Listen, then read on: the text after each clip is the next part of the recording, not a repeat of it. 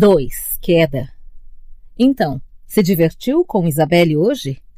Clary, com o telefone colado na orelha, retorceu-se cuidadosamente de uma longa viga para outra.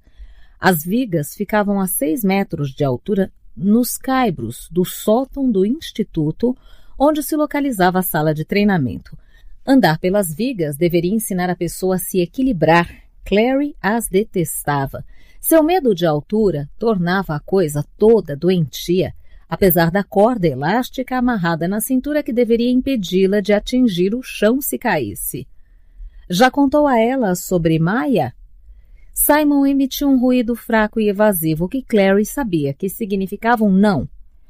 Podia ouvir música ao fundo, conseguia visualizá-lo deitado na cama, o som tocando suavemente enquanto conversava com ela. Soava cansado, aquele tipo de cansaço profundo, que ela sabia que queria dizer que o tom leve não refletia o estado de espírito. Ela perguntou se ele estava bem diversas vezes no início da conversa, mas Simon descartou a preocupação. Ela riu com desdém.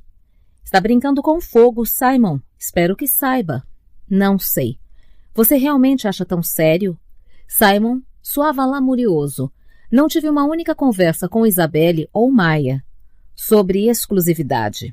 Deixa eu te contar uma coisa sobre garotas. Clary se sentou em uma viga, deixando as pernas penduradas no ar.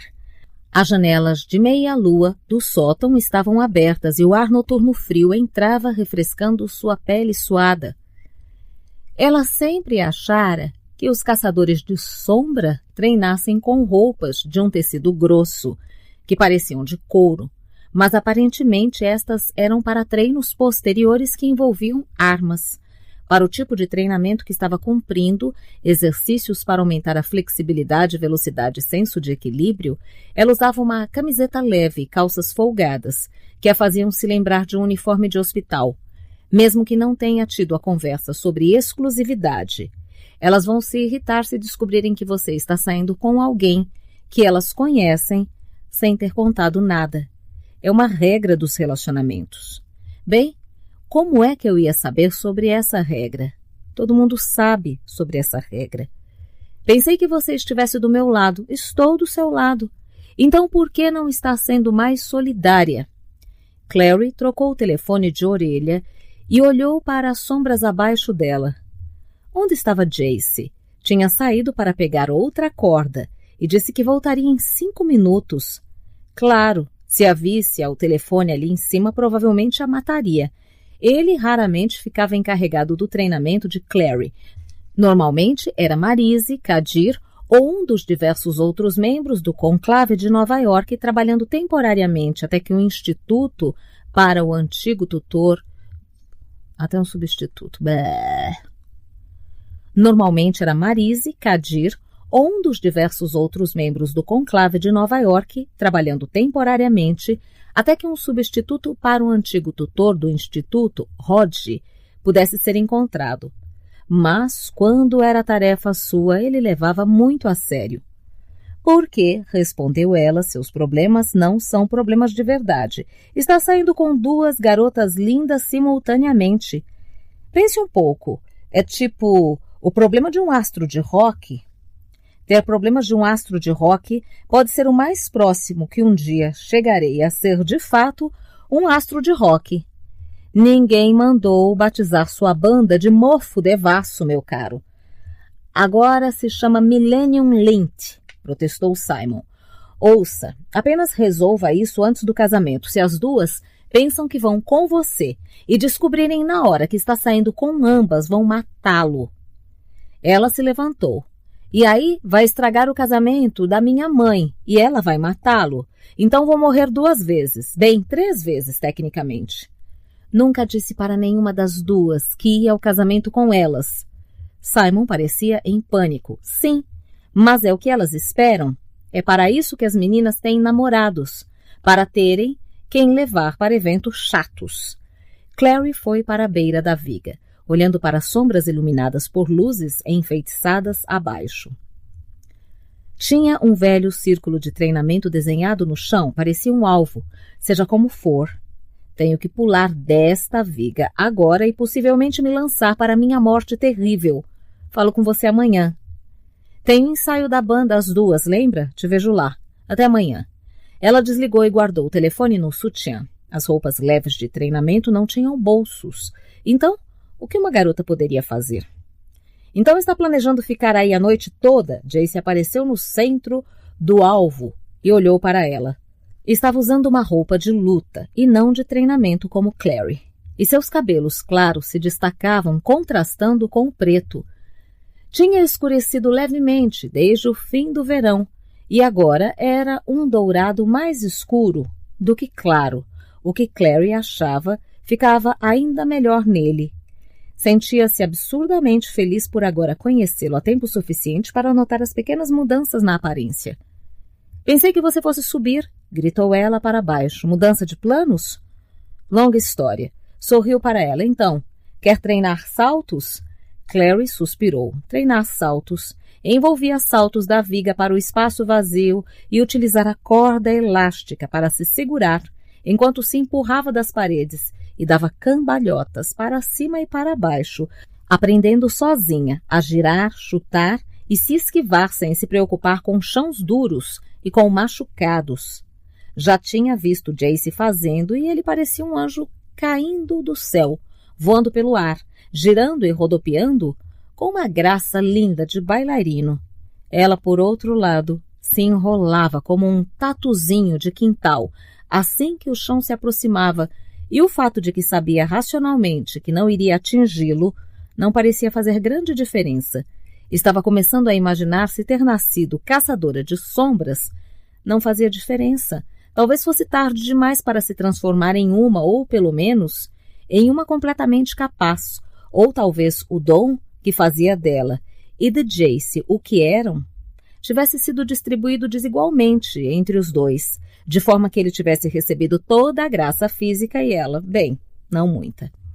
Vamos, Clary, disse Jace, pule. Ela fechou os olhos e saltou. Por um instante se sentiu pendurada no ar, livre de tudo. Então a gravidade tomou conta e ela mergulhou em direção ao chão. Instintivamente, encolheu os braços e as pernas, mantendo os olhos bem fechados. A corda se esticou ao máximo e ela voltou voando para cima novamente antes de cair outra vez. Na medida em que a velocidade diminuiu, ela abriu os olhos e se viu pendurada na ponta da corda, mais ou menos 1,5 metros acima de Jace. Ele estava sorrindo. Maravilha, disse ele, tão graciosa quanto um floco de neve caindo. Eu estava gritando? Indagou ela, verdadeiramente curiosa. Você sabe, durante a queda... Ele assentiu. Por sorte, ninguém está em casa, ou teriam presumido que eu estava te matando. Ha! Você nem sequer me alcança. Ela chutou com uma perna e girou lentamente no ar. Os olhos de Jace brilharam. Quer apostar? Clary conhecia aquela expressão. Não, disse rapidamente. O que quer que vá fazer, mas já tinha feito. Quando Jace se movia rapidamente, os movimentos individuais eram quase invisíveis. Ela viu a mão dele ir até o cinto e em seguida algo brilhou no ar. Ouviu o som de tecido rompendo acima da cabeça quando a corda foi cortada. Solta, ela caiu livremente, surpresa demais para gritar, diretamente nos braços de Jace. A força o jogou para trás, então se espalharam juntos, em um dos tatames, Clary em cima dele. Ele sorriu para ela. Agora, disse ele. Foi muito melhor. Não gritou nem um pouquinho. Não deu tempo. Clary estava sem fôlego. E não apenas pelo impacto da queda. Estar esticada sobre Jace, o corpo dele contra o seu, fazia com que suas mãos tremessem e o coração batesse mais rápido. Achava que talvez a reação física a ele, as reações de um ao outro fossem diminuir com a familiaridade, mas isso não tinha acontecido. Se alguma coisa estava mudando, era para pior à medida que passava o tempo com ele e, ou melhor, dependendo do ponto de vista. Ele a encarava com olhos dourados escuros. Clary ficou imaginando se a cor teria se intensificado desde o encontro com Raziel, o anjo, nas margens do lago Lion, em Idris. Não podia perguntar a ninguém, apesar de todos saberem que Valentim havia invocado o anjo e que o anjo tinha curado Jace dos ferimentos provocados por Valentim. Ninguém, além de Clary e Jace, sabia que Valentim havia feito mais do que simplesmente machucar o filho adotivo. Tinha esfaqueado Jace no coração como parte da cerimônia de invocação. Ele o esfaqueara e o segurara enquanto morria. A enormidade daquilo ainda chocava Clary, e ela desconfiava, Jace também. Concordaram em nunca contar para ninguém que Jace tinha morrido, mesmo que por um breve instante. Era o segredo deles. Ele esticou o braço e puxou o cabelo do rosto.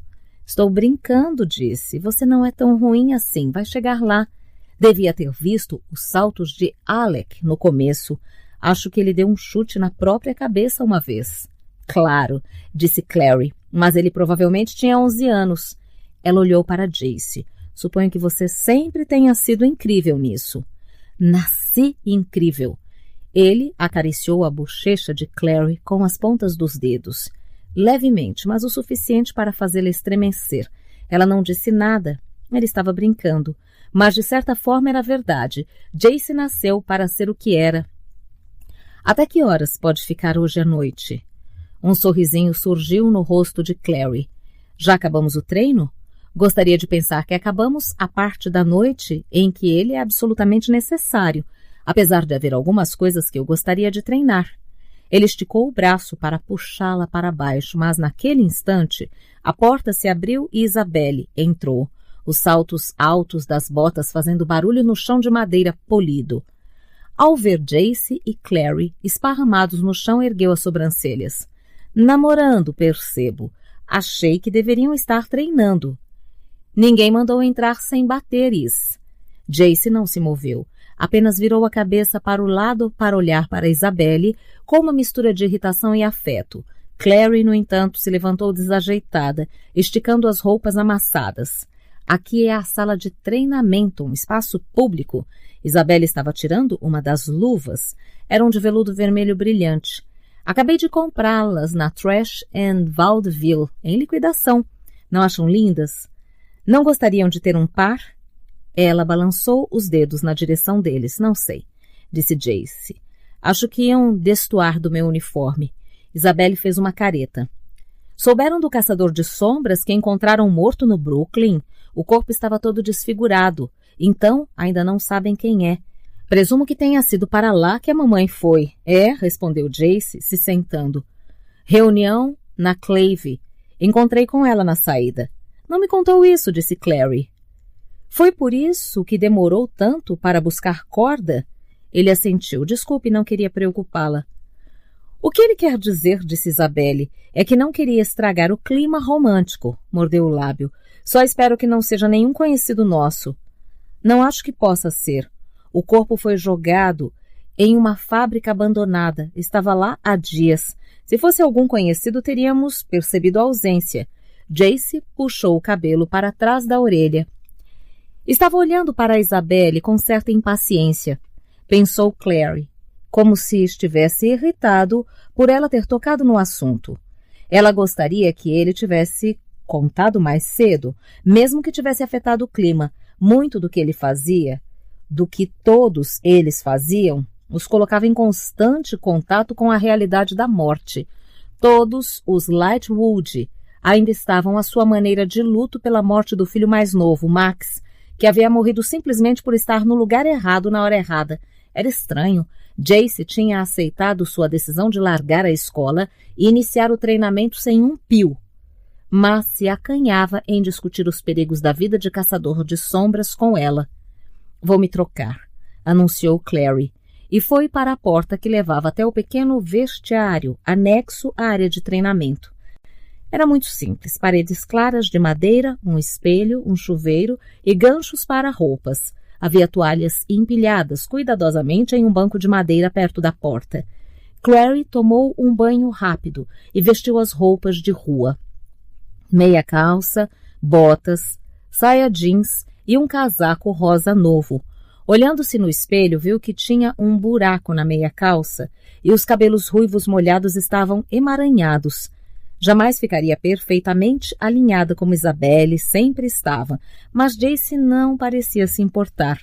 Quando voltou para a sala de treinamento, Isabelle e Jace já tinham deixado o tópico de caçadores de sombras mortos para trás e tratavam de algo que ele parecia achar ainda mais horripilante, o encontro de Isabelle com Simon. Não posso acreditar que ele realmente tenha te levado para um restaurante de fato.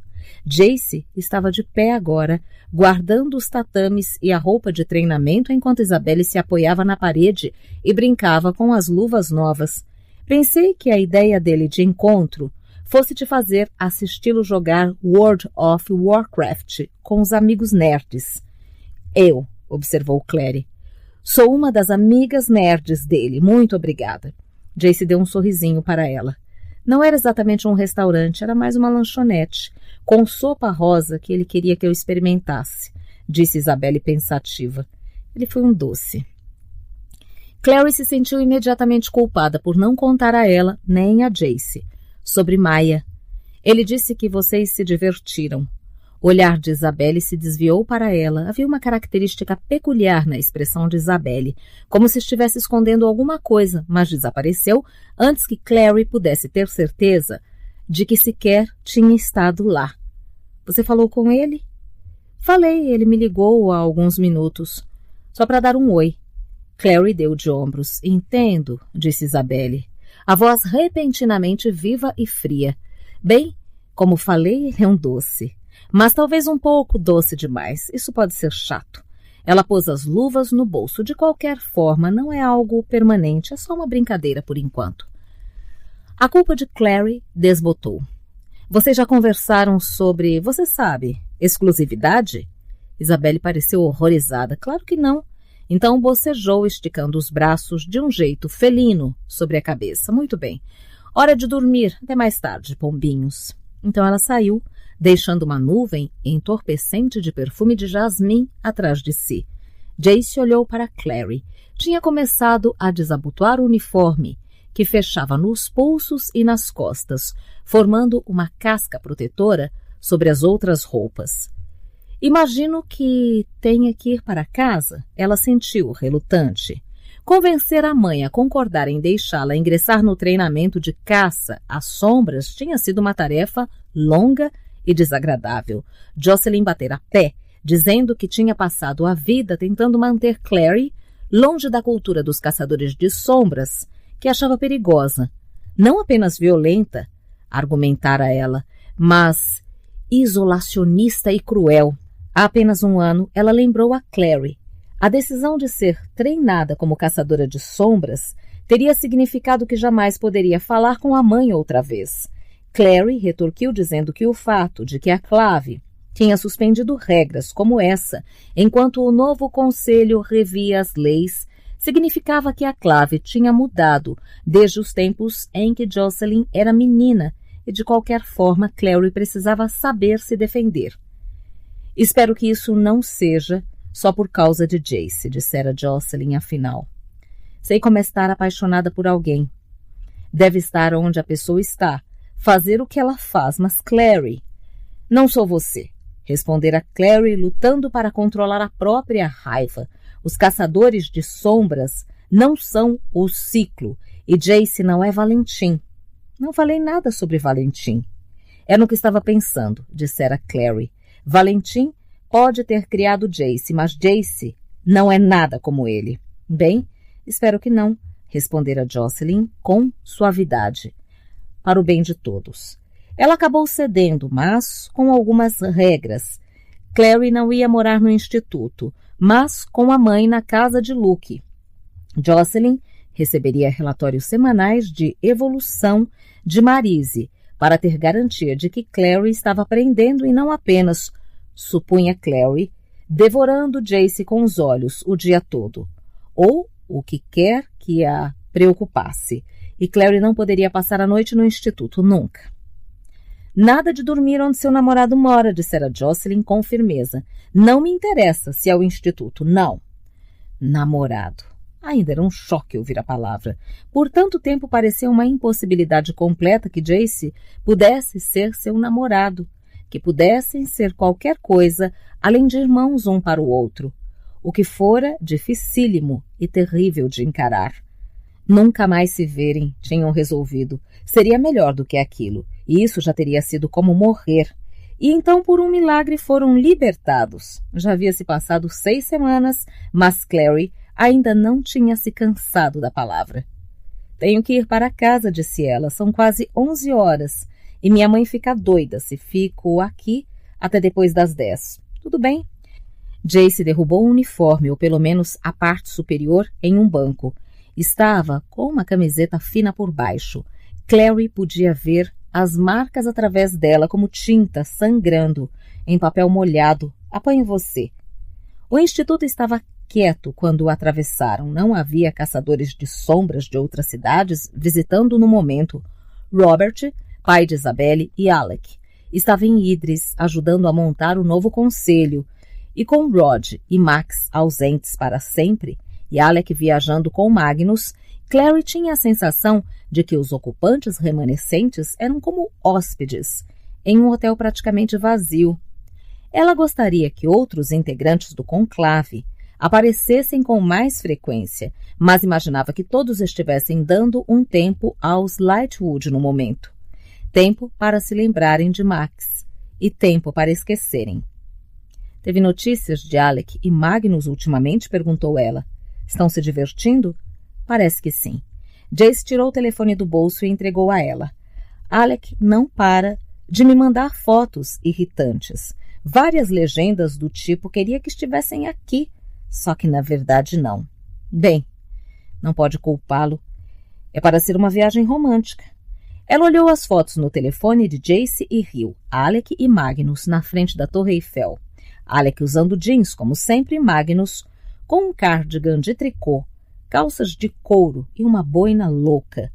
Nos jardins Boboli, Alec, ainda de jeans, e Magnus, com uma enorme capa veneziana e um chapéu de gondoleiro, parecia o fantasma da ópera.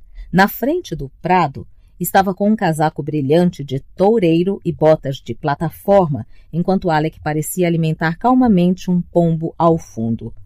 Vou tirar isso de você antes que chegue na parte da Índia, disse Jake, pegando de volta o telefone. Magnus disse, Sari, há coisas que você não esquece. Clary riu. Já tinham chegado ao elevador, que abriu a porta ruidosamente quando Jace apertou o botão. Ela entrou e ele a seguiu. Assim que o elevador começou a descer, Clary achava que jamais iria se acostumar à guinada inicial de parar o coração quando a descida começava. Ele se moveu em direção a ela na pouca luminosidade e a puxou para perto. Ela pôs as mãos no peito dele, sentindo os músculos firmes sob a camiseta, a batida do coração abaixo. Sob a luz sombria, os olhos dele brilhavam. Sinto muito por não poder ficar, sussurrou ela. Não lamente. Havia uma aspereza na voz que a surpreendeu. Jocelyn não quer que você fique como eu. Não a culpo por isso. Jace, disse ela um pouco aturdida pela amargura na voz dele. Você está bem? Em vez de responder, ele a beijou, puxando-a com força contra si. Seu corpo pressionou dela contra a parede. O metal do espelho frio nas costas de Classie, as mãos de Jace deslizando pela cintura por baixo do casaco. Ela sempre amou o jeito como ele a segurava, cuidadoso, mas não muito suave. Não tão suave a ponto de dar a sensação de que ele tinha mais controle do que ela. Nenhum dos dois podia controlar o que sentia pelo outro, e ela gostava daquilo. Gostava da forma como o coração de Jace batia contra o dela. Gostava do jeito como ele murmurava em sua boca quando ela o beijava de volta. O elevador parou ruidosamente e a porta abriu. Além dele, Clary podia ver a nave vazia da catedral, luz brilhando em uma fila de candelabros no corredor central. Ela apertou-se contra Jace, feliz por ter pouca luz no elevador, de modo que não podia ver o próprio rosto queimando no espelho. Talvez possa ficar, sussurrou ela, só mais um pouco. Jace não disse nada. Ela podia sentir a tensão nele e também ficou tensa. Era mais do que apenas a tensão do desejo. Jace estava tremendo, o corpo inteiro vibrando, ao enterrar o rosto no canto do pescoço de Clary. Jace, disse ela. Ele então a soltou repentinamente e recuou. Estava com as bochechas rubras, os olhos brilhavam febris. Não, disse ele. Não quero dar mais motivo para sua mãe não gostar de mim. Ela já acha que sou a continuação do meu pai. Interrompeu-se antes que Clary pudesse dizer. Valentim não era seu pai. Jace normalmente tinha o cuidado de só se referir a Valentim Morgenstein pelo nome, nunca como meu pai. Isso quando chegava a mencionar Valentim. Normalmente evitavam o assunto e Clary nunca admitiu para ele que a mãe se preocupava com ele no íntimo, fosse exatamente como Valentim, sabendo que a mera sugestão o machucaria demais. Essencialmente, Clary apenas fazia o que podia para manter os dois afastados. Ele esticou a mão por cima de Clary antes que ela pudesse falar qualquer coisa e abriu a porta do elevador. Eu te amo, Clary, disse Jace sem olhar para ela. Estava encarando a igreja, as fileiras de velas acesas, o dourado das chamas refletindo em seus olhos. Mais do que... Interrompeu-se. Meu Deus, mais do que provavelmente deveria. Você sabe disso, não sabe? Ela saiu do elevador e se virou para encará-lo. Havia 1000 coisas que queria dizer, mas ele já estava desviando o olhar, apertando o botão que faria o elevador subir novamente para os andares do instituto. Ela começou a protestar, mas o elevador já estava se movendo, as portas fechando, enquanto iniciava a ruidosa ascensão. Elas se fecharam com um clique e Clary as encarou por um instante. Tinha um anjo pintado na superfície com as asas abertas, olhos erguidos. O anjo estava pintado em tudo. Sua voz ecoou duramente no recinto vazio quando ela falou. Também te amo, disse.